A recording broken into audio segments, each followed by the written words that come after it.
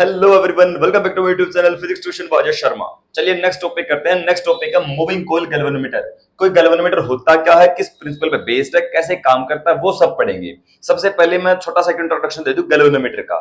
देखिए, नॉर्मली किसी भी इलेक्ट्रिक सर्किट के अंदर अगर हमें करंट मेजर करना हो, किसी इलेक्ट्रिक सर्किट में कितना करंट फ्लो कर रहा है वो मेजर करना हो, तो आमतौर पर हम लोग एमीटर का यूज करते हैं। एमीटर किसी भी सर्किट के अंदर स्ट्रेंथ ऑफ करंट बताता है। लेकिन एमीटर को छोड़ के एक और इंस्ट्रूमेंट होता है, दैट इज गैल्वेनोमीटर। गैल्वेनोमीटर का यूज भी हम लोग किसी इलेक्ट्रिक सर्किट में करंट मेजर करने के लिए कर सकते हैं। तो फिर अगर हमारे पास में एमीटर है, फिर गैल्वेनोमीटर का यूज क्यों करें? तो गैल्वेनोमीटर की एक एडवांटेज और होती है, गैल्वेनोमीटर की जो निडल होती है वो बीच में होती है। आमतौर पे किसी वोल्टमीटर, किसी एमीटर के अंदर निडल जीरो पे होती है, और जीरो बिल्कुल स्टार्टिंग में होता है। गैल्वेनोमीटर का जीरो मिडल में होता है। मतलब गैल्वेनोमीटर की निडल राइट लेफ्ट किसी भी तरफ डिफ्लेक्ट हो सकती है, depending upon the direction of current flowing through the circuit. यानी किसी भी सर्किट के अंदर अमाउंट ऑफ करंट के साथ साथ किस डायरेक्शन में करंट फ्लो कर रहा है वो भी अगर मेजर करना हो तो मैं एमीटर के बजाय गैल्वेनोमीटर प्रेफर करूंगा यूज करने के लिए। तो गैल्वेनोमीटर वो डिवाइस होती है जो किसी भी इलेक्ट्रिक सर्किट के अंदर strength of current measurement and detection of small amount of current पता करता है। यानी किसी भी इलेक्ट्रिक सर्किट के अंदर कितना और किस डायरेक्शन में करंट फ्लो कर रहा है वो मेजर करने के लिए गैल्वेनोमीटर का यूज किया जाता है। गैल्वेनोमीटर किस प्रिंसिपल पे बेस्ड है, किस तरीके से काम करता है, उसका तरीका यह है कि जब भी इससे पीछे के टॉपिक में हम लोग पढ़ चुके हैं, जब भी किसी करंट कैरिंग कॉइल को किसी एक्सटर्नल मैग्नेटिक फील्ड के अंदर रख देते हैं तो उस करंट कैरिंग कॉइल पर टॉर्क लगता है। जितना भी करंट उस करंट कैरिंग कॉइल के अंदर फ्लो कर रहा होगा, एक्सटर्नल मैग्नेटिक फील्ड उस पर उतना ही टॉर्क लगाएगा और वो उतनी ही मुड़ जाएगी। तो इसी प्रिंसिपल पे बेस्ड हम लोग गैल्वेनोमीटर का यूज करते हैं। गैल्वेनोमीटर की वर्किंग जो है इस फैक्ट पर डिपेंड करती है, when A current carrying coil is placed in a magnetic field it experiences A torque. इसका कैसे यूज करेंगे? किसी भी करंट कैरिंग कॉइल को, अभी मैं करंट कैरिंग नहीं बोलूंगा, अभी मैं सिंपल रेक्टेंगुलर कॉइल बोलूंगा। किसी भी रेक्टेंगुलर कॉइल को किसी एक्सटर्नल मैग्नेटिक फील्ड की प्रेजेंस में अंदर प्लेस कर देते हैं। जैसे ही मैं उस पर छोटा सा करंट अलाउड करता हूं, उसके अंदर से फ्लो करवाता हूं, तो उस करंट की वजह से एक्सटर्नल मैग्नेटिक फील्ड उस पर टॉर्क लगाता है और वो रोटेट करती है। कोई भी करंट कैरिंग कॉइल कितना रोटेट करेगी? जितना उस पर टॉर्क लगेगा। किसी भी करंट कैरिंग कॉइल पर कितना टॉर्क लगेगा? जितना करंट हमने उसके अंदर दिया होगा। यानी जितना करंट देंगे उतना टॉर्क लगेगा और उतना टॉर्क की वजह से वो रोटेट करेगी। तो टॉर्क बताएगा कितना करंट उसके अंदर से फ्लो कर रहा है। फिर इसका कैसे और मॉडिफिकेशन करें, टॉर्क को किस तरीके से मैं यूज कर लूं करंट मेजर करने के लिए। तो किसी भी करंट कैरिंग कॉइल जिसके अंदर करंट दे करके उसका करंट मेजर करना है, किसी भी कॉइल को हमने एक स्प्रिंग की हेल्प से टाई किया हुआ है, किसी भी कॉइल को स्प्रिंग की हेल्प से बांध रखा है। जितना कॉइल के अंदर करंट जाएगा उतना एक्सटर्नल मैग्नेटिक फील्ड इस पे टॉर्क लगाएगा। जितना इस पे टॉर्क लगेगा उतना वो कॉइल रोटेट करेगी, यानी स्प्रिंग मुड़ जाएगा, खिंच जाएगा। जितना स्प्रिंग खींचेगा, स्प्रिंग कितना खींचेगा? जितना टॉर्क लगा होगा, जितना करंट दिया होगा, जितना स्प्रिंग खींचेगा उस पर एक निडल लगा रखे वो उतनी ही डिफ्लेक्शन शो करेगी। यानी कि स्ट्रेंथ ऑफ करंट वो निडल डिफ्लेक्शन के थ्रू बताएगी हमें। कोई भी निडल उतनी ही डिफ्लेक्ट होगी जितना स्प्रिंग खींचा होगा, स्प्रिंग उतना खींचेगा जितना उस पर टॉर्क लगा होगा, और टॉर्क उतना लगेगा जितना करंट दिया होगा। इन रिटर्न जितना हम करंट देंगे उतने ही निडल डिफ्लेक्शन शो करेगी। तो इसका वर्किंग किस तरीके से, छोटी सी एल्गोरिथम मैंने आप लोगों को बता दी है, फिर भी इसका वर्किंग करते हैं। मान लेते हैं कोई भी एक्सटर्नल मैग्नेटिक फील्ड N से S, ये मैग्नेटिक फील्ड है, इसकी वैल्यू है B। मैं पूरे कोइल के बारे में बता दूं आपको, पूरा सर्किट क्या है। Let L is the length of the coil, कितनी लेंथ वाली कोइल हमने कंसीडर की हुई है। B है उस कोइल की ब्रेथ, और I है उस कोइल के अंदर फ्लो करने वाला करंट जिसकी वैल्यू हमें मेजर करनी है। करंट किस चीज से, किस तरीके से अपनी वैल्यू बता सकता है, करंट की वैल्यू कोई कैसे बताएगा। I है amount of current flowing through the coil, D है strength of external magnetic field जो NS मैग्नेटिक फील्ड हमने लिया हुआ है, और N है उस रेक्टेंगुलर करंट कैरिंग कॉइल या जिसके अंदर से करंट फ्लो करवाना है उस कॉइल के नंबर ऑफ टर्न्स। छोटी सी शेप मैंने बदली हुई है, यहाँ पे मैंने नहीं बदली हुई है। गैल्वेनोमीटर के अंदर इसी तरीके से हम लोग एक्सटर्नल मैग्नेटिक फील्ड लेते हैं, गोलाई वाला, ये रेडियल इसको बोलते हैं, radial external magnetic field. Radial लेने का वजह क्या है? छोटे से छोटे करंट की वजह से हमें डिफ्लेक्शन प्रोड्यूस करवानी है। छोटे से छोटे करंट की वजह से टॉर्क लगेगा तभी तो उसके अंदर डिफ्लेक्शन प्रोड्यूस होगी। मैग्नेटिक फील्ड इतना स्ट्रेंथन्ड होना चाहिए, बीच का सिस्टम इतना तेज तर्रार होना चाहिए कि छोटी से छोटी वैल्यू ऑफ करंट के बावजूद भी, छोटी से छोटी वैल्यू ऑफ करंट एंटर करते ही मैग्नेटिक फील्ड ने उस पर टॉर्क लगा दिया और तुरंत ही डिफ्लेक्शन शो हुई। तो अच्छे से टॉर्क लगे उसके लिए एक्सटर्नल मैग्नेटिक फील्ड को रेडियल नेचर का ले रखा है। रेडियल नेचर का लेने की वजह से सारा का सारा मैग्नेटिक फील्ड इस कोयल के अंदर से फ्लो करेगा और उस पर नेट टॉर्क बड़ा इजीली लगा पाएगा। और दोबारा फर्दर मोर और अच्छे से टॉर्क लग पाए उसके लिए इस कोयल को आयरन के ऊपर टर्न कर रखा है। ऐसे सिंपली इसके अंदर कोयल फिट नहीं कर रखी है, इस कोयल को आयरन के ऊपर लपेट रखा है। क्यों? नेक्स्ट इस यूनिट के लास्ट के टॉपिक में हम लोग पढ़ेंगे आयरन फेरोमैग्नेटिक सब्सटेंस होता है। फेरोमैग्नेटिक वो सब्सटेंस होते हैं जो एक्सटर्नल मैग्नेटिक फील्ड को अपने में से पास होने देते हैं, अट्रैक्ट करते हैं। ये ferromagnetic substance iron external magnetic field को अपने अंदर से बड़े इजीली फ्लो करने देगा, जिससे मैक्सिमम से मैक्सिमम मैग्नेटिक फील्ड इसके अंदर से एंटर कर पाएगा कोयल के अंदर से, और उतना ज्यादा अच्छे वाला टॉर्क लग पाएगा इस पे। तो छोटी सी वैल्यू ऑफ करंट पर भी बड़ा इजीली टॉर्क लग पाएगा और बड़ी इजीली हल्की सी डिफ्लेक्शन भी शो हो पाएगी। तभी मैं बोलूंगा गैल्वेनोमीटर बहुत ज्यादा सेंसिटिव है, छोटी से छोटी वैल्यू के करंट को भी इसने मेजर कर लिया है।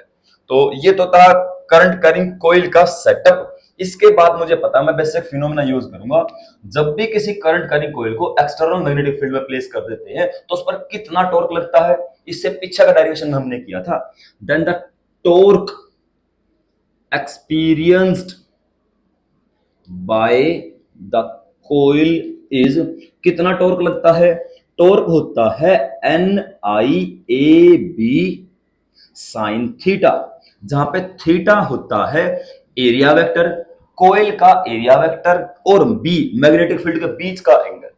मैग्नेटिक फील्ड है यहां पे रेडियली और कोयल का एरिया वेक्टर है कुछ इस तरीके से बाहर की तरफ, तो दोनों के बीच में यहां पे थीटा बनता है 90 डिग्री। मैं रीजन लिख सकता हूं as magnetic field B, magnetic field is radial in nature, so इसकी वजह से थीटा कितना होगा? 90 डिग्री होगा। और अगर थीटा 90 डिग्री है तो साइन 91, तो नेट टॉर्क लगता है टो इक्वल्स टू NIAB, इसलिए नेट टॉर्क लगता है NIAB, क्योंकि साइन 90 हो गया है 1। इतना तो लगता है कोयल पर अगर उसके अंदर से n नंबर ऑफ टर्न है, I amount of current flow करता है, A उसका cross sectional area surface area है और B अमाउंट का मैग्नेटिक फील्ड के अंदर रखा हुआ है, तो उस करंट कैरिंग कोयल पर इतना टॉर्क लगता है। अब इस टॉर्क की वजह से होगा क्या? जैसे ही करंट एंटर किया इस पर टॉर्क लगा, टॉर्क लगने से ये करंट कैरिंग कोयल हमने एक स्प्रिंग के थ्रू बांध रखी है। स्प्रिंग का जितना अच्छा खासा स्प्रिंग कांस्टेंट होगा, जितना नरम स्प्रिंग कांस्टेंट होगा, उतना ही टॉर्क की वजह से तुरंत ये मुड़ जाएगी, और जितना ही मुड़ेगी उतना उसके अंदर काउंटर टॉर्क होगा। क्रोनोलॉजी समझना, जितना करंट एंटर किया उतना टॉर्क लगा, और टॉर्क लगने से वो स्प्रिंग मूव कर गया। जितना स्प्रिंग मूव करेगा उसके अंदर वापस जाने के लिए काउंटर टॉर्क उतना ज्यादा होगा, या यूं कहे तो जितना स्प्रिंग मुड़ा होगा उतनी ही निडल डिफ्लेक्ट हुई होगी। वो निडल का डिफ्लेक्शन एंगल काउंटर टॉर्क उतना ही होगा जितना इस पर टॉर्क लगा होगा, और टॉर्क उतना लगा था जितना इसके अंदर से करंट फ्लो कर गया था। तो थ्योरेटिकली मैं इस बात को लिख सकता हूं कि लगने वाले टॉर्क वो था NIAB, उसकी वजह से कोयल रोटेट करेगी, रोटेट करने की वजह से इस पर जो स्प्रिंग अटैच है उसके अंदर खिंचाव आ जाएगा, निडल डिफ्लेक्शन शो कर जाएगी, और खिंचाव जो स्प्रिंग मुड़ा है वो उसके अंदर काउंटर टॉर्क जनरेट हो चुका, जो काउंटर टॉर्क स्प्रिंग को वापस ओरिजिनल पोजीशन में लाने की कोशिश करेगा। मैं थ्योरेटिकली इस बात को लिखूंगा, due to this torque, due to जो लगने वाला डिफ्लेक्टिंग टॉर्क है, due to this torque the coil, जो कोयल जिसके अंदर करंट था, the coil rotates and a deflection is produced and a deflection needle deflects, deflection needle shows deflection or and a counter torque।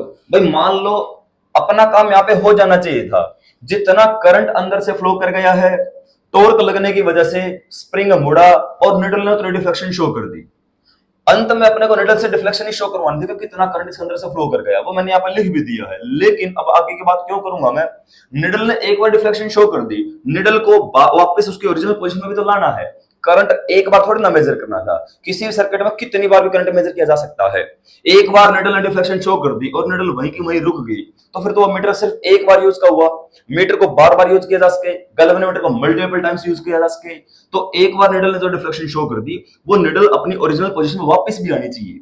इसलिए direct ये rectangular कोई है उसके साथ ये निडल ना अटैच करके निडल को एक स्प्रिंग के साथ अटैच किया गया है, ताकि एक बार निडल डिफ्लेक्शन शो कर भी गई तो स्प्रिंग के खिंचावट की वजह से स्प्रिंग जब अपनी ओरिजिनल पोजीशन पे वापस आएगा, निडल अपनी ओरिजिनल पोजीशन पे मीन पोजीशन पे जीरो पर वापस भी आ सके। तो a deflection needle shows a deflection and a counter is generated किसमें? स्प्रिंग में, इन द स्प्रिंग। और वो स्प्रिंग क्या करेगा? काउंटर टॉर्क, स्प्रिंग का मुड़ाव क्या करेगा? स्प्रिंग को वापस लाने की कोशिश करेगा। In the spring which would tries to restore अपनी ओरिजिनल पोजीशन को, restore its original position. Original position किसकी? ऑफ द कोइल बोलो, ऑफ द निडल बोलो, किसी चीज की बोलो, हर चीज की ओरिजिनल पोजीशन को वापस लाने की कोशिश करेगा। किसी स्प्रिंग के अंदर कितना काउंटर टॉर्क जनरेट हुआ है, कोई स्प्रिंग कितना खींचा है, जितने निडल डिफ्लेक्ट हुई है, निडल कितनी डिफ्लेक्ट हुई है, जितना उस पर टॉर्क लगा है, टॉर्क कितना लगा, जितना उसके अंदर करंट एंटर किया होगा। तो ये सारी बातें आपस में इंटरकनेक्टेड है। मैं वापस उल्टे सीक्वेंस को फॉलो करूंगा। स्प्रिंग के अंदर कितना टॉर्क जनरेट हुआ होगा, काउंटर टॉर्क, वो हुआ होगा जितनी भी डिफ्लेक्शन प्रोड्यूस हुई है। और वैसे तो डायरेक्टली प्रोपोर्शनल होता है ये, और अगर मैं डायरेक्टली प्रोपोर्शनलिटी के सिंबल को हटाऊं तो यहां पे लिख सकता हूं और इक्वल्स टू के फाई, वेयर के है स्प्रिंग कांस्टेंट। किस मटेरियल का स्प्रिंग हमने लिया है? स्प्रिंग लोहे का हो सकता है, स्प्रिंग स्टील का हो सकता है, स्प्रिंग कॉपर का हो सकता है। जितना उसका स्प्रिंग कांस्टेंट होगा उतना इजीली वो वापस जा पाएगा। के इज स्प्रिंग कांस्टेंट। उल्टी सीक्वेंस फॉलो कर रहा हूं मैं। पहले मैं स्प्रिंग के खिंचावट से अब मैं निडल पे आऊंगा, ये निडल की डिफ्लेक्शन होगी। निडल की डिफ्लेक्शन कितनी थी? जितना इस पर टॉर्क लगा था। And phi is the deflection produced in the needle, जो भी थी, या स्प्रिंग, कुछ भी बोल लो इस बात को। And in equilibrium, normal position में, नॉर्मल सिचुएशन में अगर एक्सटर्नल फैक्टर अफेक्ट ना करे, तो जो मैंने अभी कॉमन सीक्वेंस बताई है, इन इक्विलिब्रियम, इसका मतलब है अगर एक्सटर्नल फैक्टर अफेक्ट ना करें तो जितना करंट गया होगा उतना टॉर्क लगा होगा, जितना टॉर्क लगा होगा उतने निडल ने डिफ्लेक्शन शो की हुई होगी, जितने निडल ने डिफ्लेक्शन शो की उतना काउंटर टॉर्क उस खिंचाव उस स्प्रिंग के अंदर आया होगा। इन द इक्विलिब्रियम जो नॉर्मल टॉर्क है, अप्लाइड टॉर्क है, जिसकी वजह से डिफ्लेक्शन प्रोड्यूस हुआ था, डिफ्लेक्टिंग टॉर्क जिसकी वजह से कॉपर वायर मुड़ गई थी, इक्वल्स टू ये जो था काउंटर टॉर्क है, काउंटर टॉर्क का मैंने इनिशियल और फाइनल स्टेज को इक्वल दिखा दिया। नॉर्मल सिचुएशन में ये होता है, तो मैं इस बात को लिख सकता हूं, डिफ्लेक्टिंग टॉर्क हमने निकाला था N I A B, sine theta 90 हो गया था क्योंकि बी और ए रेडियली थे, और इसके इक्वल लिख सकता हूं काउंटर टॉर्क, और काउंटर टॉर्क है के फाई के इक्वल। के फाई स्टेप्स को ज्यादा बढ़ाऊंगा नहीं, अदरवाइज पहले मुझे लिखना चाहिए था इसके इक्वल में टॉर्क एस, और उसके बाद लिखना चाहिए था के फाई।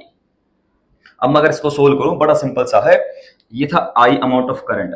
अगर मैं आई की बात करता हूं, आई को छोड़ के बाकी सारे फैक्टर उसके बटे में चले जाएंगे, K divide by N A B into phi. ये क्या है? करंट, किसी भी रेक्टेंगुलर करंट कैरिंग कोइल, किसी भी कोइल को कितना करंट दिया है, जितना करंट होगा उतना ही इतने टाइम्स उसके अंदर डिफ्लेक्शन आएगी निडल के अंदर। और अपने को करना भी तो यही था, अपने को पता करना था कि कोई भी गैल्वेनोमीटर करंट कैसे मेजर करता है। करंट गया, डिफ्लेक्शन कितनी आई, जितना करंट जाएगा उतनी डिफ्लेक्शन आ जाए, वही तो गैल्वेनोमीटर का काम है। जितना करंट दें उतनी ही डिफ्लेक्शन प्रोड्यूस हो। फाई के बारे में मैंने क्या लिखा है? Phi is the deflection produced in the needle. तो मैं इस बात को लिख सकता हूं, और आई डायरेक्टली प्रोपोर्शनल टू, इसको लिख सकते हैं इक्वल्स टू जी फाइव, जहां पे जी क्या है, जी है इस गैल्वेनोमीटर का जो सेटअप है उसके अंदर कैसी कैसी चीजें हमने कंसीडर की हुई है। N number of turn, A area वाले रेक्टेंगुलर कॉइल, और बी जिस हिसाब का रेडियल मैग्नेटिक फील्ड हमने दे रखा है। वेयर जी है गैल्वेनोमीटर कांस्टेंट, गैल्वेनोमीटर कांस्टेंट, इसलिए इस बात को लिखूंगा, इसलिए I directly proportional to phi, यानी कि इसलिए deflection produced in the needle, needle में उतनी डिफ्लेक्शन प्रोड्यूस हुई होगी जितना करंट हमने दिया होगा। Deflection produced, deflection produced in the needle is proportional to the current flowing through the galvanometer, current flowing through the galvanometer। और गैल्वेनोमीटर के कांस्टेंट होते हैं, गैल्वेनोमीटर के अंदर के फैक्टर होते हैं के बाय एन ए बी। के होता है स्प्रिंग कांस्टेंट, एन होता है नंबर ऑफ टर्न्स उस गैल्वेनोमीटर के अंदर कॉइल रखी हुई है हमने वो, ए उस कॉइल का एरिया, और बी रेडियल मैग्नेटिक फील्ड कितना था। ये था मूविंग कॉइल गैल्वेनोमीटर।